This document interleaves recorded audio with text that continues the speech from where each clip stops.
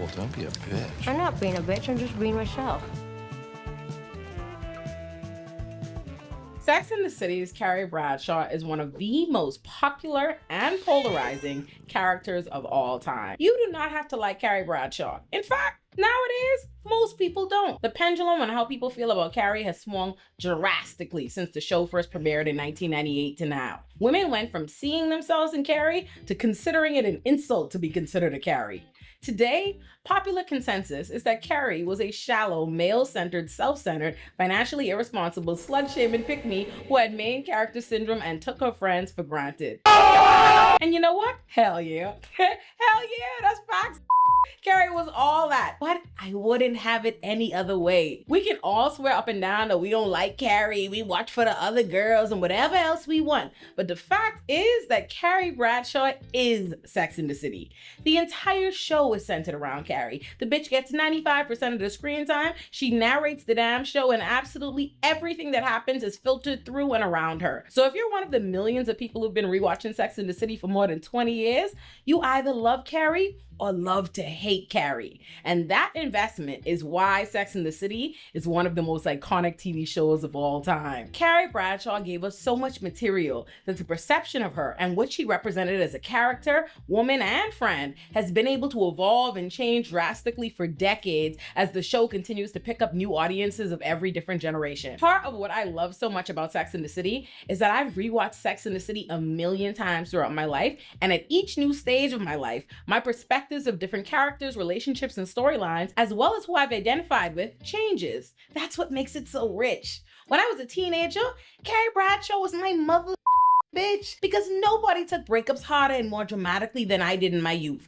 So the amount of theatrics we'd get out of Carrie every time she and Big broke up, especially in the first Sex and the City movie, spoke to my soul. Then by the time I was a 20-something-year-old woman actually living and dating in New York City, getting played left, right, and center, I related to Carrie more than I ever had, because these men had me and Carrie all the way up. But like Carrie, I was blind to what is now so very obvious. So although now, as a 32, almost 33-year-old woman, I never missed an opportunity to kick my girl Carrie's back in, because I can see clearly what I didn't see when I was younger. My kicking Carrie's back in is never an indictment of the show, or me implying that I would have changed Carrie. Quite the opposite. Carrie Bradshaw and her low-grade moral bankruptcy is what's kept us coming back all these years.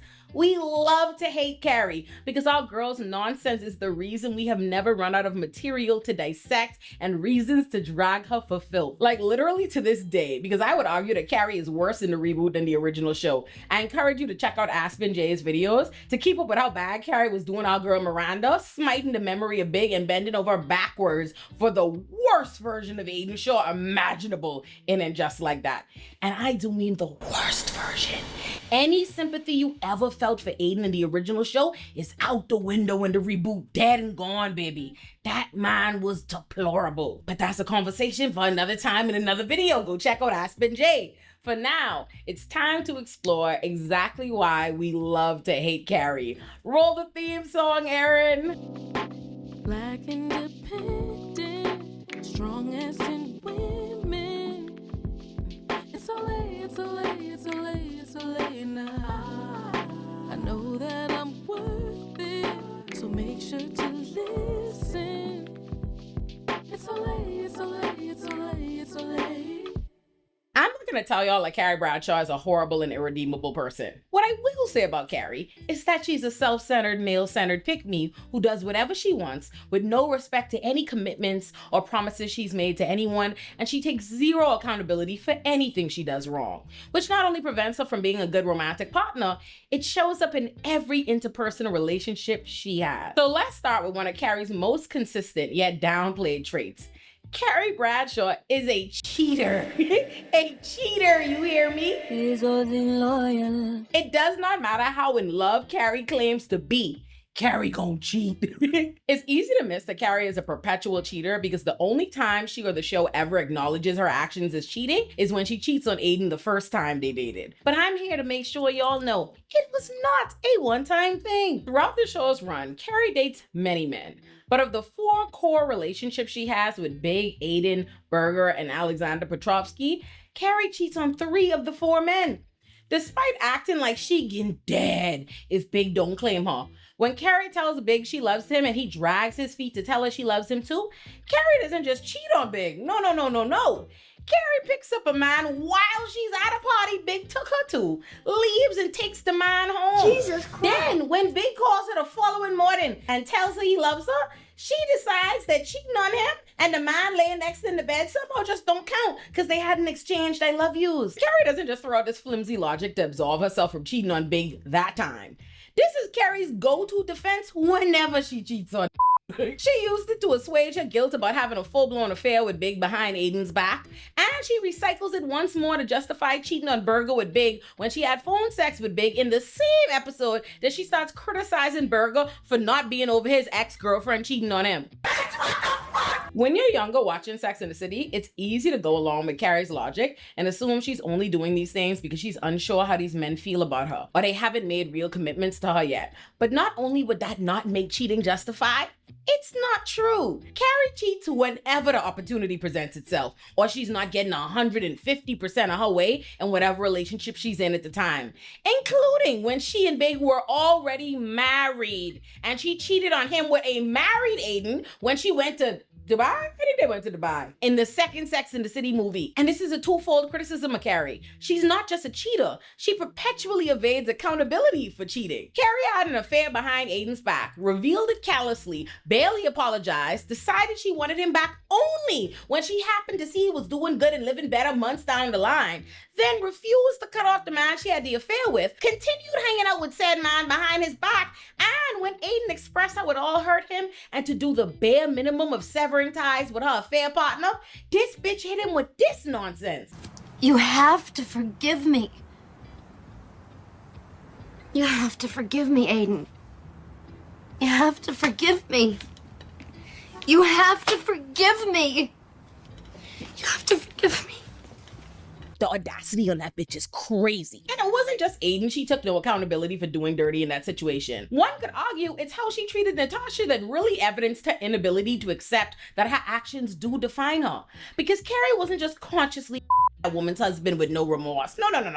She was him in her house, caused the woman to fall, bust her out open and lose a tooth. Yet she spent considerable time harassing Natasha and hunting her down to plead with Natasha that she's a good person. Not because she gave a damn about how her actions affected Natasha or because she felt remorse for what she did to Natasha, but because she couldn't stomach that Natasha and everyone who knew Natasha perceived her exactly as her actions revealed her to be and wouldn't let her go into the popular restaurants that she wanted to get into. It's only when it started to affect her that she wanted to run on in Natasha's face, which is exactly why she also hunted down Nina Katz, one of Aiden's rebound girlfriends, when she realized that Nina was aware of how she treated Aiden. And just like with Natasha, she didn't take accountability. She tried to defend herself. Carrie tried desperately to convince Nina that she loved Aiden and that Nina had no right to judge her for a relationship she wasn't in, as though Nina's knowledge that Carrie was Big behind Aiden back wasn't enough information for Nina to go off of. Carrie's narration of Sex and the City leads you to believe that it's the story of a woman who just wants love but keeps being played by her romantic partners. But the reality is, Carrie is nearly, if not just as bad as many of her more serious romantic partners. But like I said, Carrie's male-centered, self-centered, accountability-less pick-me ways don't just make her a bad romantic partner. They're also the reason she doesn't always do right by her friends either. I know it's become a popular opinion, but I wouldn't go as far as to say that Carrie is a bad friend altogether. At least not in the original series. She is a flawed gal, and yeah, she does occasionally drop the ball or choose hanging out with her boyfriend over pre-existing plans with her girls. But that is not a sin, nor should it discount the millions of times she is physically and emotionally present for all of her girlfriends. Carrie is a 30-something-year-old woman in New York City regularly meeting each of her girlfriends, both individually and as a group, for breakfast, lunch, dinner, crises, funerals, weddings, births of babies, all kind of things. We gotta give Carrie some credit, because I can only name a couple of people I even have the capacity to be as present for as Carrie was for 3 different gals on a regular basis. We gotta shoot her some bail. Nevertheless, when Carrie does do her friends dirty, there is a selfish and/or male-centered theme that makes her do them extra dirty. Let's start with Samantha. The girls repeatedly slut-shamed Samantha throughout the entire series, despite the fact that they would all be considered sluts in the eyes of any sex-negative person clinging to traditional ideas of women's sexuality. And although Charlotte most routinely shames Samantha, it's Carrie who hurts her the worst when she does it. And Carrie's also the most hypocritical when she does it. From the outside looking in, there was not much materially different about how Carrie and Samantha gave it up sexually, or how they were perceived by the world around them. Remember that time in season 1, Carrie that guy who assumed she was a sex worker and left her money on the nightstand? Or what about when Carrie was having an affair with Big and the men in the hotel lobby thought she was a sex worker? When Carrie and Samantha first set eyes on Big, they were both romantically interested in him. Samantha pursued him outright and made her intentions known, but Big rejected her. Carrie had a subtler approach, flirting with him every time she ran into him, but waiting for him to make the first move. But the moment Big asked out, my girl Carrie that man in the limo on the way to the first date. They didn't even make it. Which is exactly what Samantha would have done had she been given the opportunity. Whilst Carrie might feel different from Samantha because she was picked, so to speak, people, including Big, looked at Carrie exactly how she looked at Samantha. Which is why not only did Big liken Carrie's job as a sex columnist to a sex worker of some kind in the first season when they first met, seasons later, even when she's picked by Aiden, he informs her that she's not the marrying kind. Big refused to claim Carrie for much of the 2 years they were together, quickly married another woman after their breakup, had an affair with her, still didn't enter a relationship with her after his wife left him, and then later on when she tried to make him jealous by telling him Aiden decided to marry her, this man told her she was not the marrying kind. He might be the guy for me. I'm just not ready yet. You're never gonna be ready, baby. You're not the marrying kind.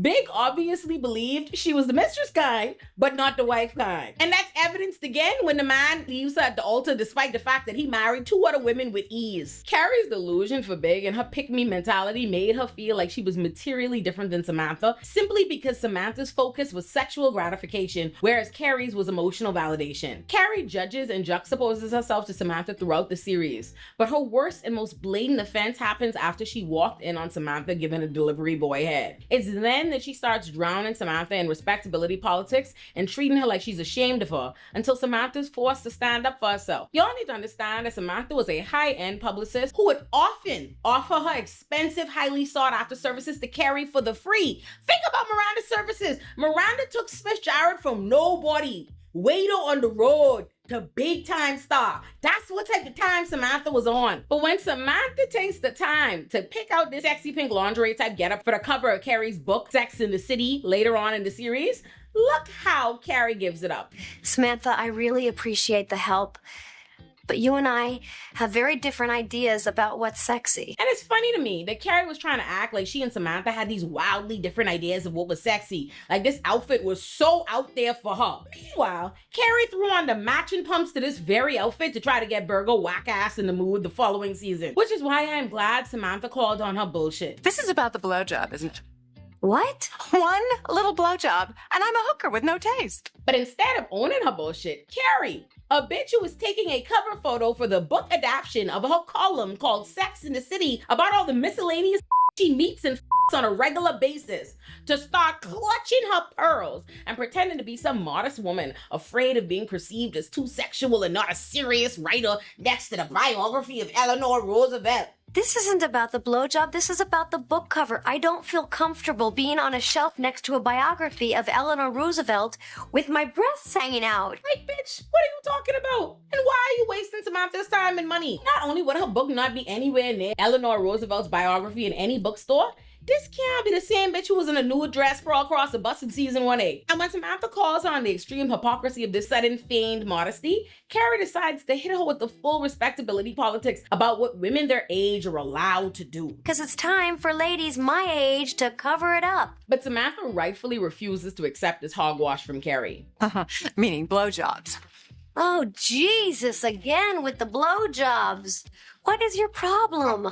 I don't have a problem. You have a problem. I have marabou-covered breasts. That is my only problem. I'm not blind. I saw that look in your eye in my office. What look? That judgmental look. That wasn't judgment. That was shock. I thought we were having lunch. Are you telling me you have no judgment about me and the Worldwide Express guy? No judgment. But I do have a question. Will this relationship be priority overnight or next day delivery? Oh, come on, Samantha, lighten up, remember? But if you ever doubted that Carrie somehow sees herself as materially different than Samantha, she comes right out and says it. If I walked in on you giving a blowjob to a worldwide express guy, You would never walk in on me because that is something I would never do. there. And I cannot believe that you would judge me after everything that we've been through. Carrie thinks she better than Samantha because Samantha gave the delivery boy head. But we've seen Carrie waiters, caterers, multiple who lived at home with their parents, in the asylum, the man from the waiting room at the therapist's office, and 100 other niggas. Boom. And that's not the only time Carrie does Samantha dirty. I just think it's the most fundamentally illustrative of what's at the core of why Carrie treats Samantha the way she does. She thinks she's better than her. But even when Carrie doesn't think she's better than the friend in question, she still can't help but let her self-centeredness and her jealousy dictate her actions. Which was why, when she couldn't afford to buy her apartment back after blowing up her relationship with the man who bought her apartment for her, despite being offered the massive amount of money it would require to buy New York City real estate from Big, Samantha, and Miranda, because Charlotte didn't trip over herself to lend or give tens of thousands of dollars to her financially irresponsible friend who she is not responsible for housing, Carrie goes over to this bitch house to bully her into offering her the money. As I thought about leaving the apartment that I had lived in for the past decade, I realized how much I would miss it.